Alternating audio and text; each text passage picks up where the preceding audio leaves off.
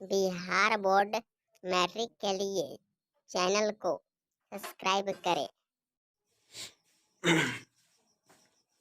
देखिए 2 नंबर है।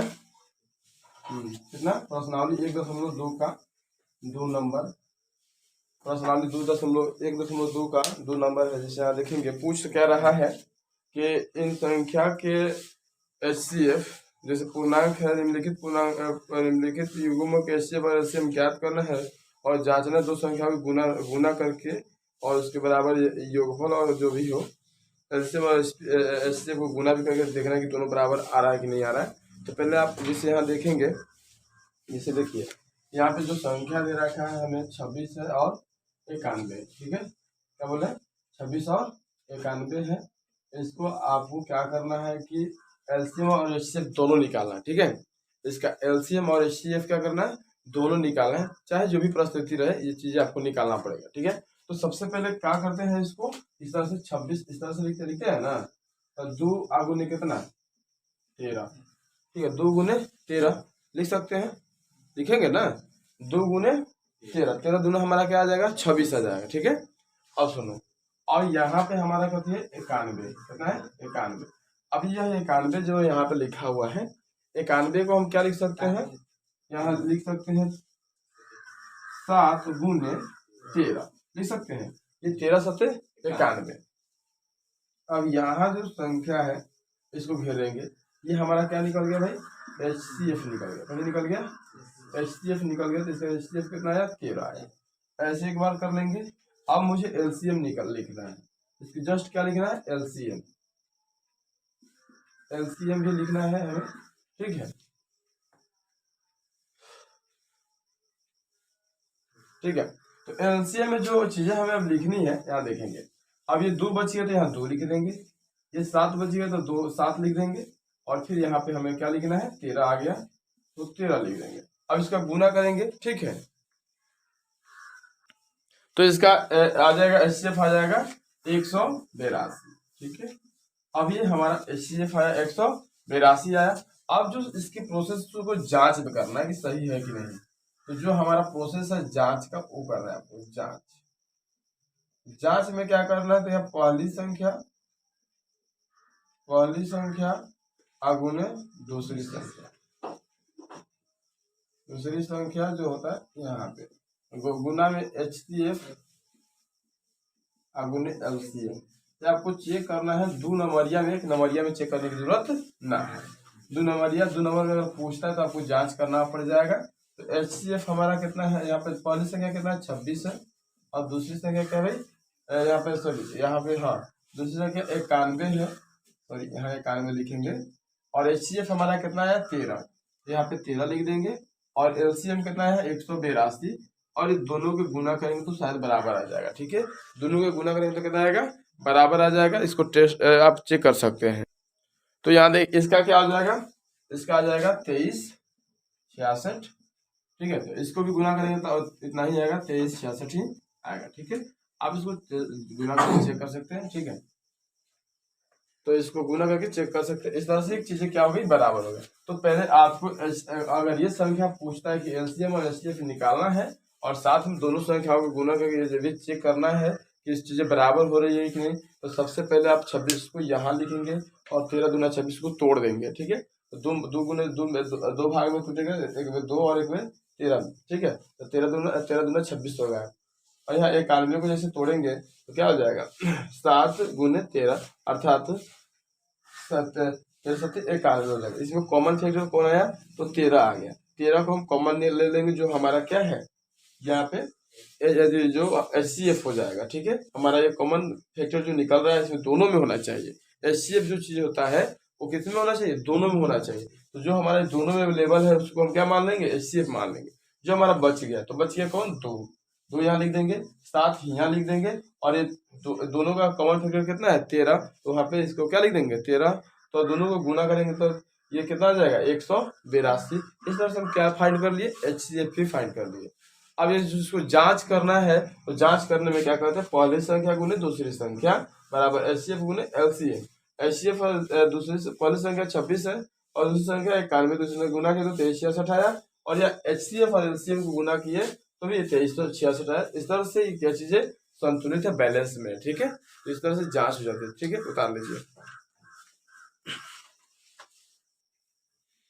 तो यहाँ देखेंगे तीसरा नंबर सवाल के, यहाँ तीसरा नंबर सवाल है 7.2 का ही तीसरा नंबर सवाल है और इसका 2 नंबर है, ठीक है।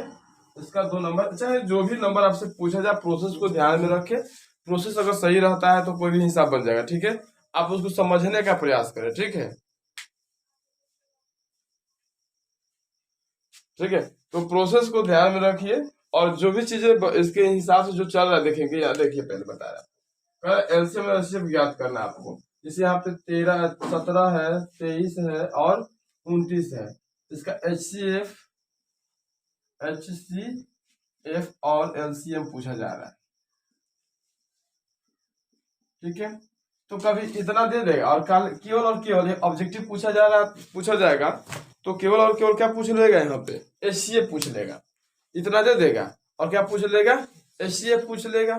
तो देखिए इसमें कोई भी कॉमन फैक्टर आपको मिलने वाला नहीं है, मिलने वाला है एक 17 कहाँ टूटने वाला है, आभास संख्या ये, बताइए आभास संख्या, ये भी आभास संख्या, ये भी आभास संख्या, तो टूटने वाला तो है ही नहीं। तो जब कोई चीज आभास संख्या का HCF हमेशा एक होता है, आभास संख्या का HCF हमेशा एक होता है। नोट में याद रखेंगे,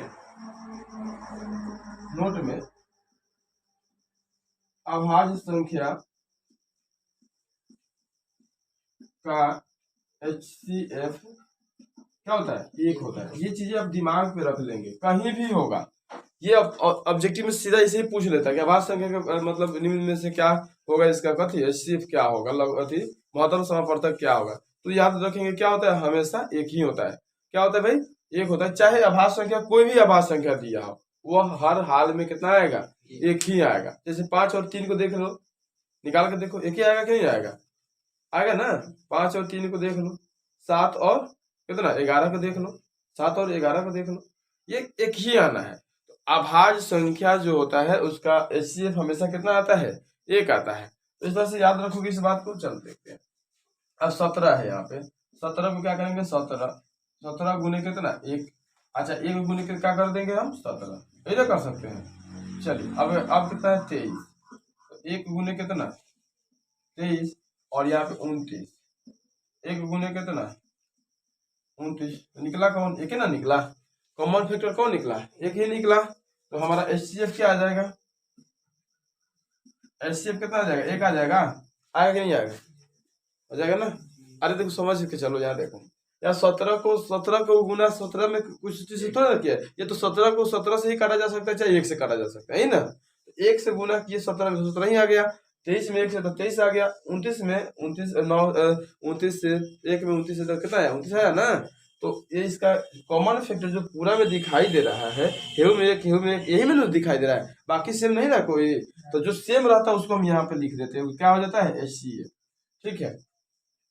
और अगर हम LCM की बात कर ले तो थोड़ा सा बात करेंगे LCM के क्या हो जाएगा, ठीक है। तो ये क्या करेंगे भाई, 17 गुने 23 गुने 29, ये पूरा को गुना कर लेंगे, ठीक है। समझ में आया, ये तीनों को आप गुना कर लीजिएगा, कितना आएगा गुना करके बताइए,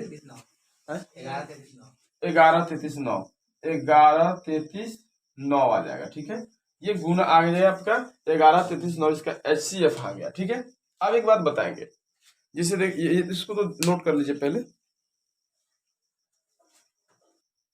अगर ऑब्जेक्टिव में पूछता है कि अभाज्य संख्या, मान लीजिए इसके संख्या पे जो इस चीज की संख्या पे इस चीजों के अगर यहाँ जो चीजें बदल देता है, HCF की जगह पे क्या कर सकता है, ए और बी कह देता है। एक अभाज्य संख्या क्या है, एक अभाज्य संख्या है, एक अभाज्य संख्या है, ठीक है, अभाज्य संख्या है। तो इसका क्या निकालना है आपको, LCM निकालना है, LCM, ठीक है। अच्छा है HCF पहले लिखते हैं, HCF और LCM, ठीक है। तो एक अभाज्य संख्या A और B, मान लीजिए कि अभाज्य संख्या, ऑब्जेक्टिव के लिए दिखा रहे, मान लीजिए कि A और B कथी है, एक ऑब्जेक्टिव सॉरी अभाज्य संख्या है। तो ये अभाज्य संख्या यदि है तो पूछेगा कि HCF इसका क्या आएगा, तो उसका हर हाल में HCF कितना आने वाला है, एक आएगा। क्या आएगा, हर हाल में इसका HCF क्या है, अभाज्य संख्या का HCF कितना आता है, एक ही आता है, हर हाल में क्या आएगा, एक ही आएगा। अदरवाइज ये बातें पूछ लेता, अगर एलसीएम पूछ देता है, एलसीएम अगर पूछ देता है, ठीक है, लघुत्तम समापवर्तक अगर आपसे पूछ लेता है, एलसीएम का मतलब हिंदी होता है लघुत्तम समापवर्तक, ठीक है। अगर ये पूछ देता है तो हम क्या करेंगे, ए और बी को कद कर देंगे, गुना कर देंगे। उस संख्या का क्या होता है, ए और बी को क्या कर देते हैं, गुना, वो गुना हो जाता है, ठीक है। तो ऑप्शन में हम ये टिक करेंगे, ना कि एक टिक करेंगे। एलसीएम अगर पूछता है तो क्या टिक करेंगे, ए गुने बी करेंगे। और अगर आभार संख्या के एचसीएफ पूछ देता है तो हम क्या करेंगे, एक को टिक करेंगे। या फिर अगर यहाँ देखिएगा ए और बी, ए और बी करके एचसीएफ, ए और बी करके एचसीएफ पूछता है, एचसीएफ पूछता है तो क्या करेंगे, हम एक करेंगे, ठीक है। और इसका सीधा कट कर देंगे, एचसीएफ में गुना कर देते हैं और एचसीएफ में उसका क्या लिख देते हैं, एक लिख देते हैं, हो जाएगा। ये नोट में आप इसको याद रखिएगा, इंपॉर्टेंट चीज है। अब चेक टिक करिए। चलिए नेक्स्ट देखते हैं। चलिए देखते हैं 1.2 का ही चौथा नंबर सवाल जो है, इसको देखिएगा। कह रहा है एचसीएफ दिया हुआ है, एचसीएफ, ठीक है, एचसीएफ दिया हुआ है और 306 657, इसका एचसीएफ कितना आया है, इसका एचसीएफ आया है 9। अब आपको एलसीएम ज्ञात करना है, इसी का एलसीएम आपको ज्ञात करना है, ठीक है। तो क्वेश्चन में यहाँ पे भी उतना ही लिखा है, 306 और 657 लिखा हुआ है। आपको ये फाइंड करना है, ठीक है। अब जैसे जानते हैं यहाँ पे देखेंगे, अगर हम एलसीएम निकालते हैं तो क्या करते हैं, जो पहली संख्या ए और दूसरी संख्या बी बाटा एचसीएफ को नीचे रखेंगे, एचसीएफ, ठीक है, इसको रखेंगे नीचे। और यहाँ पे जो भी संख्या 306 और गुने कितना 657,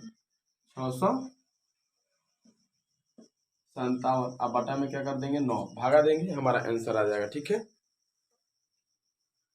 तो इसको काटेंगे, 9 सत्ते 63 और बचा कितना 2 तो 27, 9 3 27, 73 मरतबा कट जाएगा।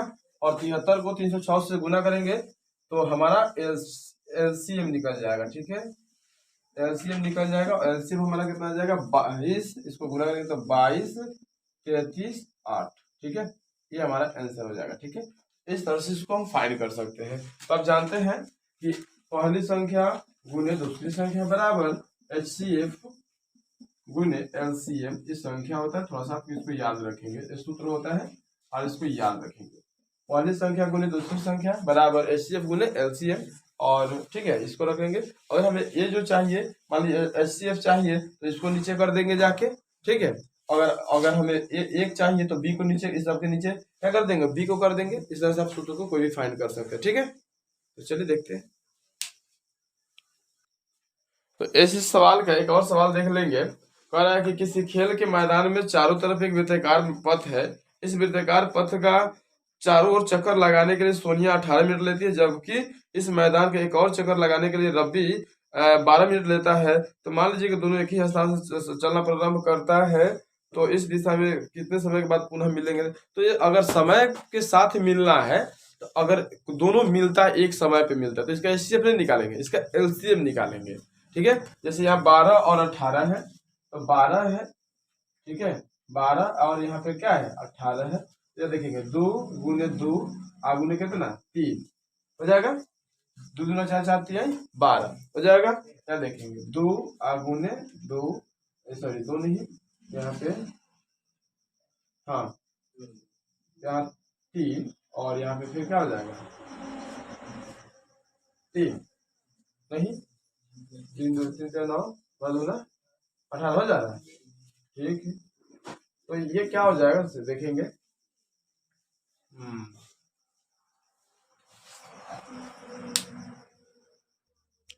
ठीक है। तो यहाँ से एक चीज ये मिल जाएगा और एक चीज ये मिल जाएगा।